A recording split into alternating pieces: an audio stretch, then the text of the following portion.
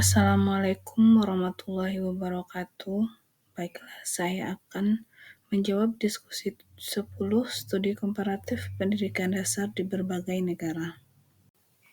Pertanyaan pertama yaitu silahkan disampaikan kesan, kendala, dan juga saran perbaikan untuk implementasi pembelajaran kelompok atau kolaborasi. Kesan dari implementasi pembelajaran kolaborasi ini yang saya rasakan yaitu selama mengerjakan pembelajaran kolaboratif ini dapat saling berbagi ilmu antar sesama mahasiswa. Contohnya saja dalam proses penerbitan artikel. Saya belum pernah belajar tentang penerbitan artikel sebelumnya. Dengan adanya pembelajaran kolaboratif ini, saya memiliki pengetahuan tentang langkah-langkah yang dilakukan dalam penerbitan artikel. Ini merupakan ilmu yang sangat berguna ketika penulisan TAPM nantinya. Selain itu juga saya mendapatkan kenalan baru dari berbagai daerah. Walaupun belum pernah bertemu secara langsung, namun dengan adanya pembelajaran kolaboratif ini bisa menjalin silaturahmi dengan teman-teman di berbagai daerah. Sementara kendala yang saya rasakan dalam pembelajaran kolaboratif ini yaitu membutuhkan waktu yang cukup banyak untuk membahas penulisan artikel karena anggota kelompok tidak berasal dari satu daerah, melainkan dari berbagai daerah, maka kita harus menyediakan beberapa waktu di luar web kelas untuk mendiskusikan progres artikel. Kendala jaringan ketika melakukan Zoom mandiri juga sangat mempengaruhi. Menurut saya, implementasi pembelajaran kolaboratif ini sudah baik. Saya rasa tidak ada saran perbaikan yang terlalu mencolok untuk dilakukan. Intinya, jika perancangan dan penulisan artikel sudah sesuai dengan jadwal yang telah diberikan pada e-learning, maka dalam penyelesaian artikel mungkin tidak akan mengalami kendala yang banyak. Yang penting, dalam penulisan artikel atau kolaboratif ini, kerjasama antar kelompok merupakan kunci utama dalam penyelesaian artikel. Pertanyaan yang kedua yaitu lakukan analisa komparasi struktur kurikulum pendidikan dasar antara negara Indonesia secara umum dan di sekolah Anda secara khusus dengan beberapa negara maju pada dua artikel ilmiah yang telah disediakan dalam sesi 10. Sampaikan paparan Anda dengan menjadikan modul MPDR 5302 sebagai acuan. Artikel yang pertama yaitu yang berjudul Analisis Komparasi Sistem Pendidikan Indonesia dan Finlandia. Yang pertama, hasil dari analisis artikel ini yaitu Indonesia memiliki sistem pendidikan yang diwarnai banyak kompetisi, sedangkan Finlandia mengedepankan prinsip kesetaraan.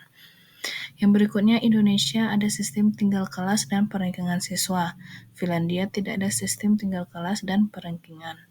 Berikutnya, Indonesia memiliki beban mengajar setiap minggu kurang lebih 40 jam. Finlandia jam pelajaran kurang lebih 30 jam per minggu. Yang keempat yaitu Indonesia pembelajarannya banyak di kelas, sedangkan Finlandia mengedepankan metode problem solving. Yang berikutnya yaitu Indonesia pemberian tugas hampir menjadi agenda rutin setiap tatap muka, sedangkan Finlandia tidak membebani peserta didik dengan tugas yang banyak. Berikutnya Indonesia kualifikasi guru minimal D4, Finlandia kualifikasi guru minimal S2. Yang terakhir yaitu Indonesia kualifikasi peserta didik memasuki pendidikan dasar minimal 6 tahun. 5,5 tahun disertai rekomendasi tertulis dari psikolog profesional. Sedangkan Finlandia kualifikasi peserta didik memasuki pendidikan dasar minimal 7 tahun.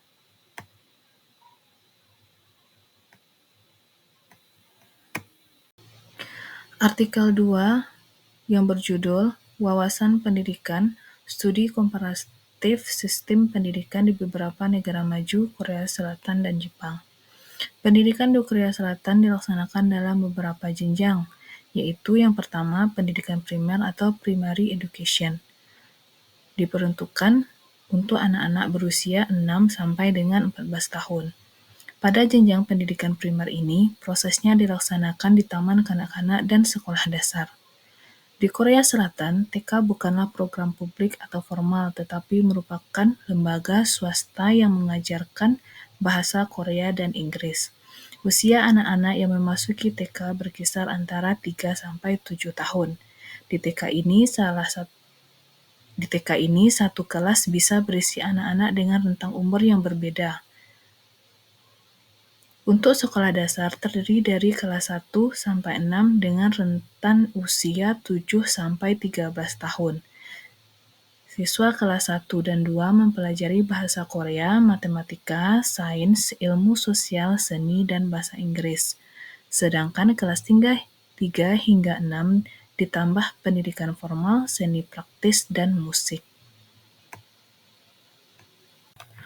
Jenjang yang kedua pada pendidikan di Korea Selatan yaitu pendidikan sekunder atau secondary education. Dilaksanakan selama 6 tahun, yaitu 3 tahun di sekolah menengah setara dengan SMP di Indonesia dan sekolah atas setara dengan SMA di Indonesia. SMP merupakan kelanjutan SD bagi anak usia 12 sampai 14 tahun selama 3 tahun pendidikan. Kemudian melanjutkan ke SLTA pada grade 10, 11, dan 12. Dengan dua pilihan yaitu umum dan sekolah kejuruan. Sekolah kejuruan meliputi pertanian, perdagangan, perikanan, dan teknik. Selain itu, ada sekolah komprehensif yang merupakan gabungan antara sekolah umum dan sekolah kejuruan yang merupakan bekal untuk melanjutkan ke akademik junior college atau universitas senior college. Jenjang yang ketiga pada pendidikan di Korea Selatan yaitu pendidikan tinggi atau higher education. Pendidikan tinggi di Korea Selatan dilaksanakan melalui kegiatan-kegiatan perkuliahan di beberapa perguruan tinggi, baik perguruan tinggi negeri maupun swasta yang jumlahnya sekitar 330 perguruan tinggi. Perhatian pemerintah Korea Selatan terhadap bidang pendidikan terlihat dari penyediaan anggaran pendidikan yang besar melalui alokasi anggaran pendidikan.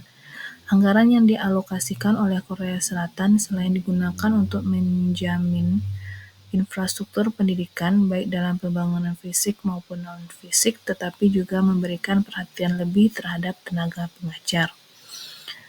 Hasil yang ketiga dari analisis artikel kedua ini yaitu berkaitan dengan tahun pelajaran yang ada pada Korea Selatan. Semester 1 tahun pelajaran dimulai dari awal Maret sampai pertengahan Juli. Selanjutnya liburan musim panas pertengahan Juli sampai akhir Agustus. Semester 2 dilakukan pada akhir Agustus sampai pertengahan Februari. Setelah itu libur musim dingin akhir Desember sampai awal Februari. Ujian semester 2 dan kelulusan dilaksanakan pada awal Februari dan pertengahan Februari, sedangkan liburan pendek pertengahan Februari sampai awal Maret. Hasil analisis yang berikutnya yaitu tujuan pendidikan di Jepang adalah pendidikan harus bertujuan untuk pengembangan penuh kepribadian dan berusaha untuk memelihara warga suara dalam pikiran dan tubuh yang dijiwai dengan kualitas yang diperlukan bagi mereka yang membentuk negara dan masyarakat yang damai dan demokratis. Berikutnya itu masyarakat Jepang memiliki tradisi kuat yang berupa keinginan luar biasa untuk belajar dengan kebudayaan lain, memilih dan mengadaptasinya untuk mengembangkan kebudayaan sendiri. Yang berikutnya yaitu guru-guru Jepang memiliki tanggung jawab yang besar dan mendalam terhadap keberhasilan belajar siswa. Sistem sosial pendidikan Jepang selalu beriklim mendorong kerja keras terhadap 3 faktor kunci keberhasilan, murid, guru, dan orang tua. Adanya peranan orang tua untuk memelihara kualitas pendidikan anaknya dengan mendorong keberhasilan anaknya memasuki sekolah yang baik. Di Jepang, kewajiban belajar, sistem ujian, standar nasional yang uniform menghasilkan kekayaan sumber daya penduduk yang terlatih baik. Waktu belajar di sekolah Jepang berjumlah 240 hari tiap tahunnya. Sekolah di Jepang mendidik tentang pentingnya self-disiplin dan etik kerja keras. Masyarakat Jepang memanfaatkan media massa untuk meningkatkan budaya belajar masyarakat. Media massa berupa buku teks, surat kabar, majalah, radio, televisi digunakan untuk meningkatkan mutu pendidikan sekolah dan pendidikan sosial. Sekian dan terima kasih. Assalamualaikum warahmatullahi wabarakatuh.